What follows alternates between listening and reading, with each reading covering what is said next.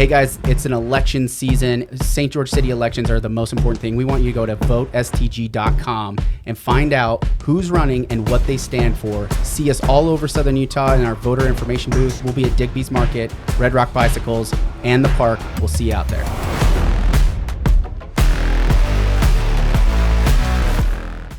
Hey, everybody. Thanks again for tuning into the 435 podcast. We got another episode of In the Running with St. George City Council candidate Steve Kemp. Thanks for being on here today. We had a great conversation. His big three topics. He wants to do what he can for affordable housing here in St. George. He has lots of great ideas and thoughts on water, and he really wants to look at traffic. But more than anything, he wants real results. He wants no nonsense and get back on track here in St. George City. So thanks for being on the show, man. I appreciate it. Hope you guys enjoy it. Make sure you get out the vote. August 17th, you'll see your ballots in the mail. September 5th to get the primary election. Get your votes in there. It'll be down to 6, and then November 21st is the general election. So if you want more information about Steve Kemp, go to stevekemp.org. And don't forget to go to our website, votestg.com. It has all the candidates. You can compare them side by side and watch this video there. So enjoy the episode. We'll see you out there, guys. Okay, so thanks for doing this, man. I hope I hope we get the word out a little bit about you, and so that you can spread the word. Well, thank you. But the first thing I want to talk about is you have my favorite sign. You get the award for best candidate sign in St. George. I haven't seen all the other ones around town, like different cities and things like that. But you get the award for best sign. Who came up with the idea for the sign? Honestly, my brother-in-law, who's a graphic designer and website builder, he and I were just sitting in my living room chatting. Yeah, coming up with ideas. Talking about the idea of running, and that kind of came up. And he's like, "What if we go like just super simple, old school?" And he came up with basically that concept.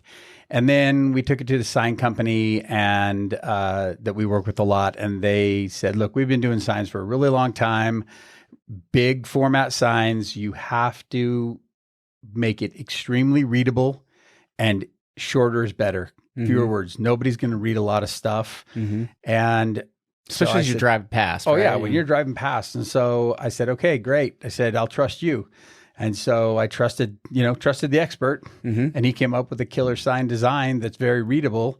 And then I took my 27 years of experience in commercial real estate, knew a lot of really great corners, property owners, had conversations with them, and got ahead of it and got permission early and often. And that's how I ended up in the good locations I am. Sweet. So people are like, "Man, you got great, like you said, great sign design, great, your locations are great." I was like, well, the one thing I've learned how to do in all these years is put up a sign. Yeah, if you're a real estate agent, putting up a sign is a requirement. It's definitely a requirement. Definitely. So it's the sign says simply, no nonsense, real results. Right? Simply. Yep. What does that mean? Because one of the arguments could be like real results. Like, what do you mean real results? Right? I think it's a valid question. Right. But I think that's what the point of the sign is, right? You're like, I need to find out more. Yes. Ask. Yeah, exactly. The original sign said no nonsense, hard work, or hard work, no nonsense. And I like that too. That's good too. And a lot of people, but they're like, that kind of sounds like a resume word. Everybody says they're a hard worker. Yeah. So we came up with the real results. No nonsense. What I mean by that is we need to get back in our lane. Yeah. St. George right now is getting off track on a bunch of things that we have no control or no purview over. And though that doesn't mean those things aren't important, but what do you think we're off track on? I think we're off track on things like should St. George be a Second Amendment sanctuary city? Okay. Yeah. Okay. Interesting. That's like the whole state of Utah is basically open carry, constitutional carry, do whatever you want. So yeah, it's like a blanket statement to just be making. Like, what is that? It wouldn't necessarily even entail anything. But to your point, it means that the city has to go through the process of drafting a resolution and do all this other stuff. A piece of paper. Correct, but create the St. George should be a Second Amendment sanctuary city. And my argument is you're preaching to the choir. Yeah. There's no reason for St. George to do that. Now, if St. George was in the middle, it was this very conservative community in the, on an island in the middle of a. It's like being Orange County in California, right? Like if you go, they call it the Orange Curtain. If you go south of LA and you cross over in Orange County, all of a sudden it's a red area, right? Yeah. So, and that makes sense. So I understand you get methodology. Lost. It's getting lost. This ideal, you take this this large ideal, and you're trying to, bring it up to the forefront, like it's something that's like worth spending time on. Which I don't think it needs to be spent time on because it's outside of our control or purview. Good. We Yeah, can't that's a good really, point. we can't. A vote by the St. George City Council does not change anything with the Second Amendment. Right. Okay, so that's just an example. That's a good example. And I think there's a few other issues out there where we're getting off Out of our lane. We're getting out of our lane, and we need to get back in our lane because we're the fastest growing community in the nation. Yeah. Multiple years, we're one, we're two, we're one, we're two, we're three. Yeah. The community's growing quickly, and we have a lot to do. Yeah, we do have a lot to do. So when you talk about real results, what do you mean by that? What I mean by real results is I think that our results need to be measurable. And that is why every year the city produces a budget. We've had all this conversation. It's a about requirement. The budget. Yeah. And we actually there's awards for given out for how good of a budget they do. And Yes. St. George was awarded one. Sure. 404 pages long. Everybody's been quoting that and talking about it. But inside that budget, they keep track of all kinds of statistics. How long it took to get to a 911 call, how many miles of sewer line, how many square feet of grass, how many miles of road, how many employees. I mean, all kinds of stats. And I think that without any more work, we take those stats and we come up with some measurable goals Yeah. that are real. And we say, these are our goals for the year. And then we broadcast them loudly to the community through your utility bill, the website, whatever. You let everybody know, hey, these are the goals for the city this year. And this is how we're tracking. This is how we're doing. This is how we intend to track it. And that's what they are. And then the next year when you have to do it again, because it's every year, it's a rule, it's a law, then we should report loudly, here's how we did. Right. I like that idea. If we fell on our face, say so. If we killed it and we knocked it out of the park, say so. Right. But that's what I mean by real results. Measurable, real results about here's how we're doing as a city in these areas. Well, so thinking about those areas, what would you say are the top three? Because I think everybody kind of lumps people learn things in 3s and 6s, and at least that's what they tell me. So, what are your 3 big ones? Everybody wants to talk about housing. Affordable housing, what that means, affordable or attainable, all these little words that people use, euphemisms, and those are based on a percentage of the average wage and all that kind of stuff. I think we should have some of those. Now, the state's forcing us to do some of that with some of the recent bills they've passed, where they're saying, if you want your road tax money, you need to meet some of these criteria. Right. And so I think we should, knowing that, we should use that criteria and we should come up with our own goals about, okay, how are we going to move that ball down the field? Yeah. It's not an easy question. It's very complicated. I personally believe that the cities, the municipalities don't create affordable housing except if they were to create Section 8 federally funded housing. Right. That's the only example I can come up with where they create affordable housing. Now, what they can do is they can encourage, they can set the field, set the table, whatever you want to say, to help encourage the private entity or private industry to make it attractive for private industry to create more affordable, attainable, whatever you want to call it, units. Well, so if you were to say, so that's one. Coming up with a strategy on laying down a framework for developers to be able to, build, because really when we talk about affordable housing, it comes down to supply and demand drives price. And outside of that, it would be a subsidy, right? You would have to be saying, I'm going to inject resources, whether it's money, land, building materials, labor. You're going to inject labor, those resources into projects to bring down the overall cost. Therefore, you could get people in, or there could be rent controls, or you could do, hey, every development has to have, is it required, this percentage of them be sold, at this market value, something along those lines. So, but then we start talking about overreach, right? And governmental overreach into private property rights. Private property rights, what's your, I feel like I know what your answer is on this, but how do you feel about those kinds of things? I'm a private property rights guy. I think that's what this country was founded on. Mm-hmm. What is this? Under all is the land, I think is the quote that they say. And the ownership and the control of land is your own land. That's why people came here.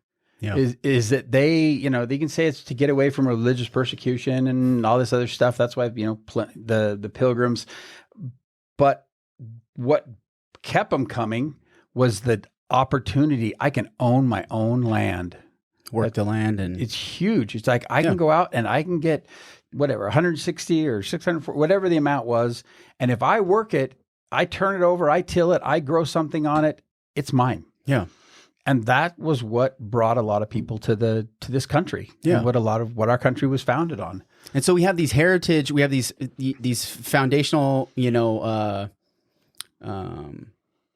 I don't know, values, right? I think values is the best way to describe it. We have these things that we value. We value property rights, especially here in Washington County. We really value our heritage and where we came from. The idea that we want to keep things a small town, the feel of a small town. A lot of people, and I've said this a couple of other times, but we're the 5th largest city in the state, right? 5th or 6th, yeah, somewhere in there. Yeah, so I'm pretty sure, yeah, maybe it's the 6th. But that being said, there's a certain size that you no longer can qualify yourself as a small town. Like we have to start dealing with big town issues, mm-hmm. and I think put on our big boy pants. We got to put on our big boy pants and really look for practical solutions. So I appreciate that. So housing's one. Let's talk about another one. What's another one that's important to you? Water. Okay, water. How do you feel like the city specifically can impact that? Aside from, I don't think there's any new policy rules that we could implement, or are you proposing maybe there are some things that we could do at the city level that would move that? There are some things that have already happened at the city level. Yep. St. George City put in place I think it's probably the most restrictive new construction water ordinance in the Western United States. At least in Utah, for sure. Yeah, and I think it's pretty close to but in the Western United States. Let's put it that way. And they should. I mean, we live in a desert. Yeah. And there's some things we need to change to make it work better. I think that it is more of a regional problem than it is a city problem. And so the Washington County Water Conservancy District needs to play a very large role in this. Mm-hmm. And they have, I think, too, right? You're right. They have. Pushing that forward. And so I think it's moving that forward where all of the communities that in Washington County come together and all agree, okay, this is the new standard. Mm-hmm. Here's what we're going to do. And that will allow the Conservancy District to then lobby the state water engineer mm-hmm. and say, look, you say that we need this level of water legally. We legally have to provide this many acre feet of water for every single residence, but we're not using that much water. Mm-hmm. We're using a lower amount so that legally we can move that number down a little bit and we can spread our water out a little bit better. Yeah. So that's number one. Okay. Number two, I don't know the exact statistic, but I would bet it's north of 60% of the culinary water, that's drinkable water, mm-hmm. that is produced is being used to irrigate outside. Interesting. In the city, because you have 1 meter that comes into your house. Right. And that comes into your house and all your taps and everything else. And then it also goes outside and it runs your sprinklers. Right. Or it runs your drip or, whatever. So there's this great big bubble of culinary grade drinkable water that's sitting there that if we can get secondary resources to it, to each of these residences, mm-hmm. that we can use secondary irrigation, whatever you want to call it, reuse. Mm-hmm. We can use that water to do all of our outdoor irrigation and pull that culinary water inside. How much do you think that would, because I know there's a reuse system that we're trying to connect the pieces too, because there's every new development is basically double piped, and that's Every new one, that's yeah. been since 2017. I Yeah. think is when they kind of like mandated that it be that. I'm not sure what the date was, but it was they put it in place and said, yeah, you got to throw another pipe in the ground when you're putting in utilities. Yeah, and I'm pretty sure it's 2017 is when they really mandated it and made sure that every single new development, which is quite a bit of new construction. There's quite a bit of new construction. So now it's how do we connect all these pieces and these parts together? So outside of the new construction, how, I mean, without getting into details, is there a plan in the works to get it to the individual residents, or is that going to be an added cost? Does that work through the Conservancy district? I don't know. Just like the Conservancy district right now is working with the state on their turf buyback program, where they'll pay you a couple bucks for every square foot of grass you pull out of your yard. Yep. I think that it would probably need to work in that form or fashion somehow, where they would go into certain neighborhoods. Like right now, you've got like fiber internet providers that are going in and putting in a bunch of fiber lines. The difference is they put those fiber lines in because they anticipate getting a whole bunch of subscribers, right, that are going to pay them a bunch of money over the long haul. So they invest some money up front to spend, to get all the lines where they need to be. And then they go out and they sell fiber to everybody. Right.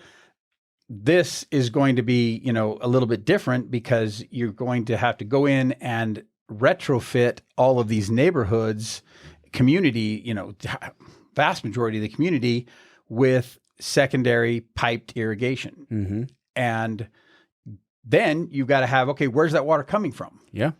And so a lot of it's going to come from the reuse, the sewer treatment plant where they've got reuse water that right now St. George City works with Santa Clara, Ivans, Washington, and St. George itself, brings it all in, and then they pipe it up. And right now there's a pipe that runs up the Santa Clara River. Yeah. And they're, using it for golf courses and parks and other things like that. But when they're not using it for golf courses and parks and other things, in the winter, they just dump it in the river. Right. So they treat it, they spend the money to treat it and make it irrigation water, and then they dump it in the river. Well, yeah, and these are some of the complexities, right? And so I hear water is really important, and I know there's a lot of things we can do. It's getting the team on board, right? I think it's got to be a collaborative approach, and I think from talking to citizens, I think everybody that lives here is on board to do what's the requirement, what's necessary to do. So I agree. Outside of water, what else? What would be another finish one? the water thought? Oh yeah, for sure. So what they did is St. George is building the graveyard wash reservoir, Right. that will be Secondary the place reuse specifically. they can store that water during the winter so that we're not dumping it in the river after spending money to treat it. Yeah. The Washington County Water Conservancy District website is actually an incredibly informative website. Agreed. So wanting to know where those projects are, I know the graveyard wash is off the 91, just where Santa Clara crosses over into Ivans. It's like right there at the border.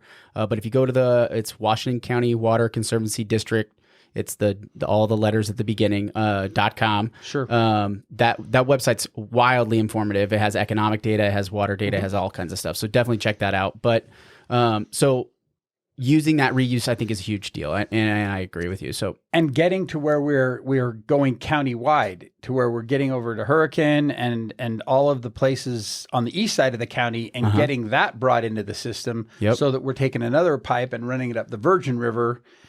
And so that but that's where the district is going to have to make it a true regional system. Yeah. We got to all be on the same page. And this is where development comes into play too, is that we got to have a development plan that matches our water plan. You know what I mean? Like, and by the way, St. George City doesn't have a 20-year plan. Not yet. They're 5 years late. On it. Yeah, 4 years late. They're supposed to be, it's every 20 years. It's every 20 years. 2020. 2022, and we're 3 years late. No, late. 2020. 2020 was the end.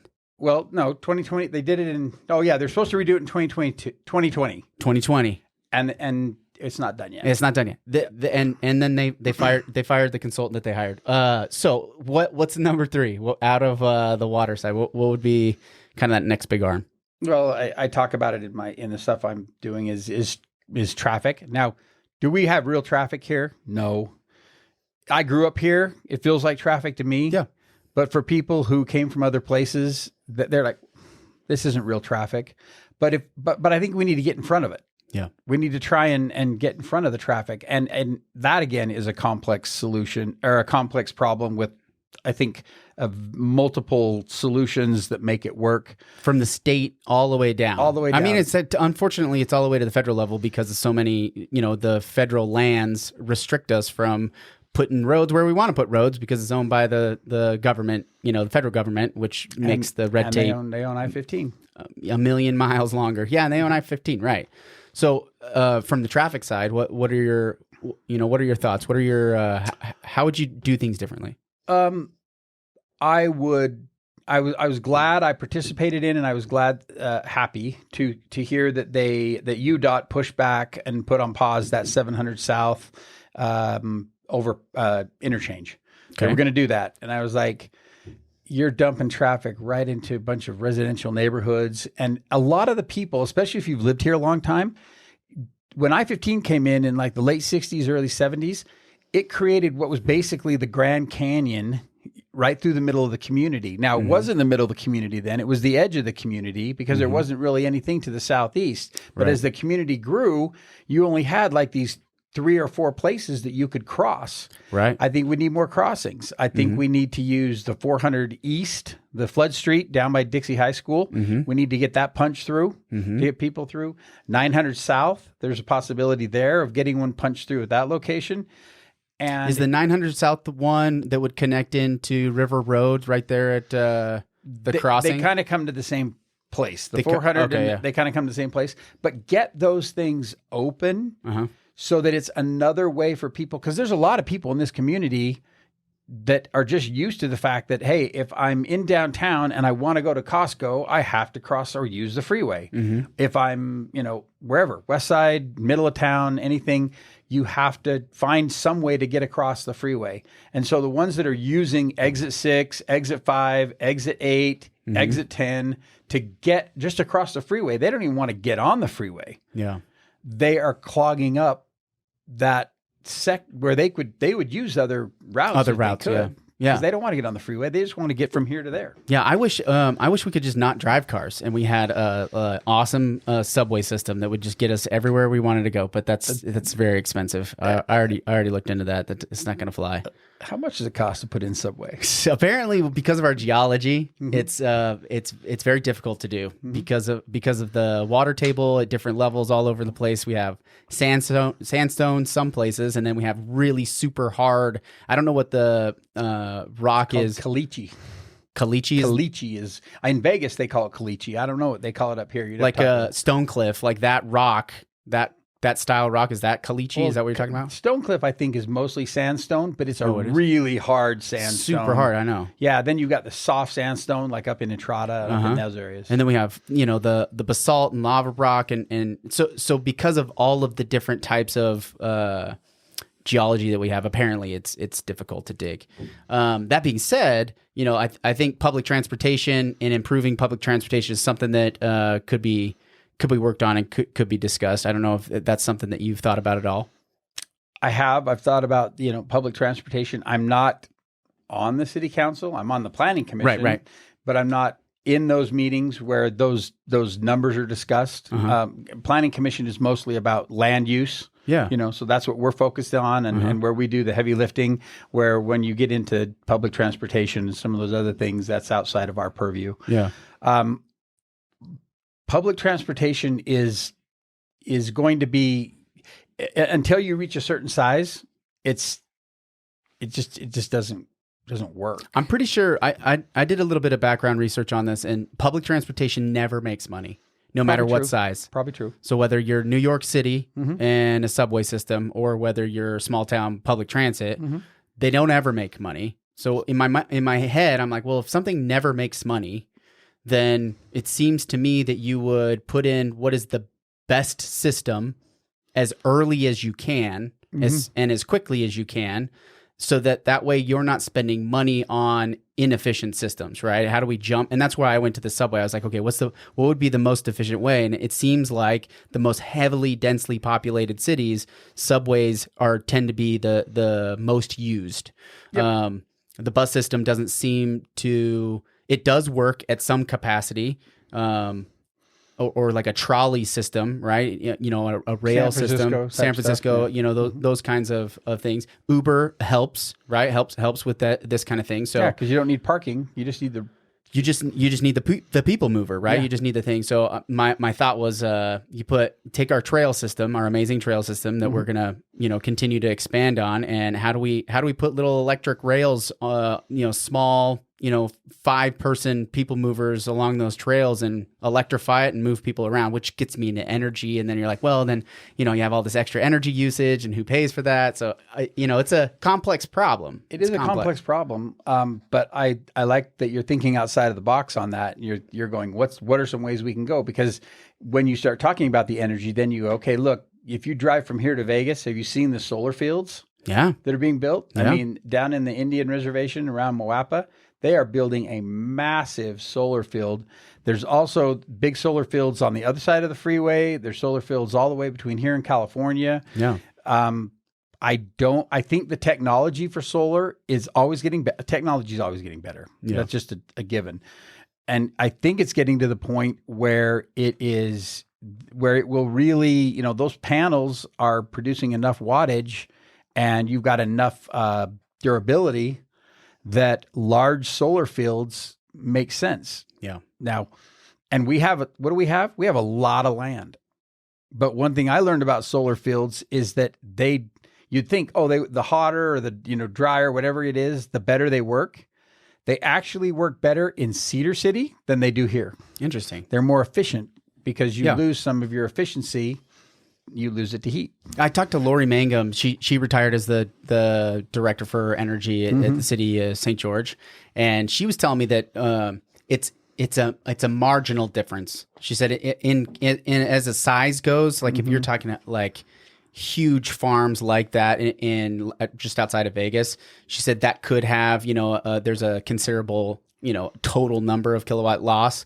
She said, but I think in general, you know, the type of solar fields that we would potentially need or create, it wouldn't make too big of a difference. But one thing she did tell me about, which I thought was interesting, I don't know if you heard about, the Shivowitz tribe is testing with the University of Utah a solar powered water pump that puts water up onto the cliff ridge, and then they hydro it down. They hydro it down, and it has a net positive energy. But then, you know, hydroelectric, the water is the battery, right? You have more water, you can hold that. The water is the power, because as you release the water being up is the energy being stored. Yep, exactly. And then letting it go is what it releases the energy, right? And so she told me about that project that they're working on. I was like, this is brilliant, especially since we have so many cliffs and ridges, and you know, how could we, whether we do this at a micro level or whether we do it at a large capacity level, you know, it was really interesting to me. So outside of what we kind of talked about so far, because I do want to keep these try to keep these where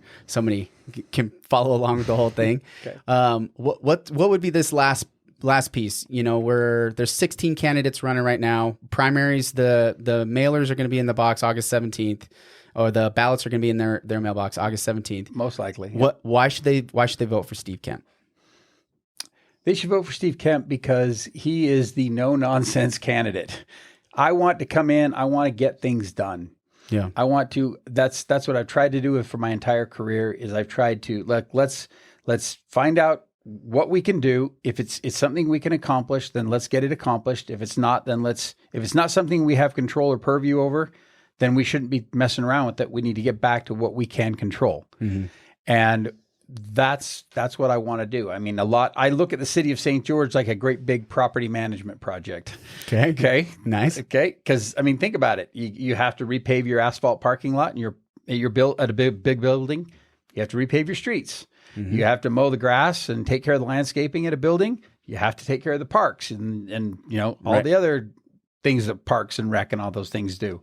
You have to, you know, pay your energy bill when it comes in and be more efficient and switch out to LED lights. And there's all these different ways that St. George on a much bigger scale is just a property management project. Yeah. And you got a lot of experience doing that. And I got a lot of experience doing that. And I want to be involved. Why me and why now? And people say, oh, you just want the power, you just want to be on the city council to say you're on the city council. In my history, when my kids were up playing soccer, I'm not a good soccer coach. Okay.